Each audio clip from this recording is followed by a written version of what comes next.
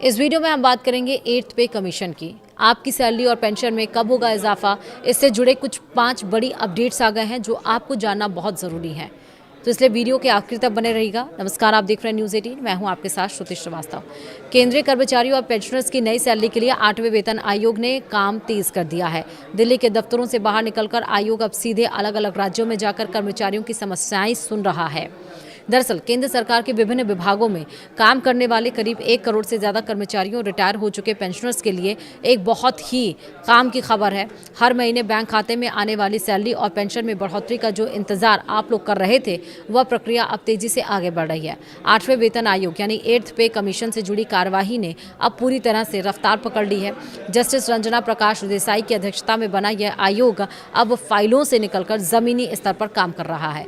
देश के अलग अलग राज्यों और केंद्र शासित प्रदेशों में कर्मचारी यूनियन और पेंशनर्स के गुटों के साथ आयोग की अहम बैठकें लगातार जारी हैं। अगर आप भी इस बात को लेकर उत्सुक हैं कि नया पे स्ट्रक्चर कैसा होगा, बेसिक सैलरी कितनी बढ़ेगी और पेंशन का रिवीजन किस तरह से किया जाएगा, तो 8वें वेतन आयोग की तरफ से आ रहे इन 5 सबसे ज़रूरी अपडेट्स को जानना आपके लिए बेहद ज़रूरी है। सबसे पहले तो बता दें कि वेतन आयोग का काम सिर्फ दिल्ली के दफ्तरों में बैठकर नहीं हो रहा है। फिलहाल यह आयोग अपने परामर्श और विश्लेषण वाले बेहद अहम दौरे से गुजर रहा है। इसका सीधा मतलब यह है कि आयोग के सदस्य अलग अलग राज्यों में जाकर वहां के कर्मचारियों और उनकी यूनियनों की दिक्कतें सुन रहे हैं। दक्षिण भारत में चेन्नई यानी तमिलनाडु के भीतर 7 और 8 सितंबर को महत्वपूर्ण परामर्श बैठकें रखी गई हैं। इसके ठीक बाद 9 सितंबर को पुडुचेरी में भी सुनवाई का समय तय किया गया है।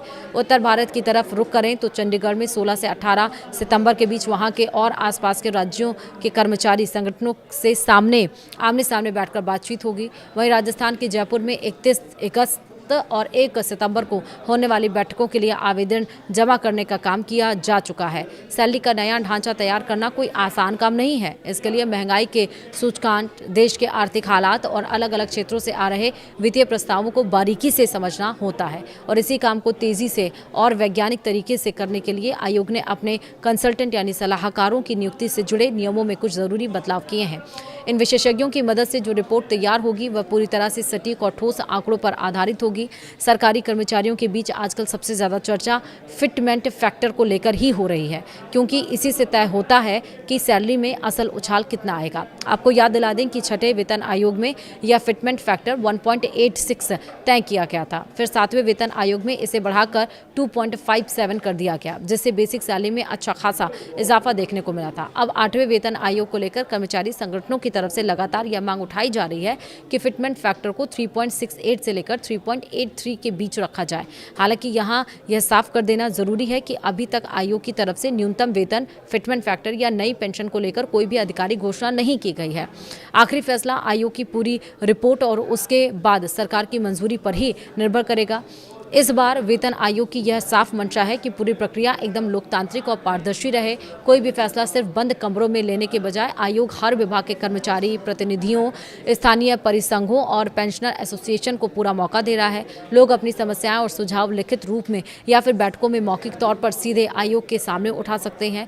तय समय सीमा के मुताबिक 3 नवंबर 2025 को गठित किए गए इस 8वें वेतन आयोग को अपनी पूरी रिसर्च, सिफारिशें और फाइनल रिपोर्ट तैयार करके सौंपने के लिए 18 महीने का वक्त दिया गया है। जब देश भर में चल रही ये सभी बैठकें खत्म हो जाएंगी, तब आयोग जमा किए गए सभी आवेदनों और सुझावों को गहराई से अध्ययन करेगा। उसके बाद एक फाइनल रिपोर्ट तैयार करके केंद्र सरकार की मेज पर रखी जाएगी। जब उस रिपोर्ट पर केंद्रीय कैबिनेट की मुहर लग जाएगी, उसके बाद ही नया वेतन ढांचा देश भर में लागू होगा।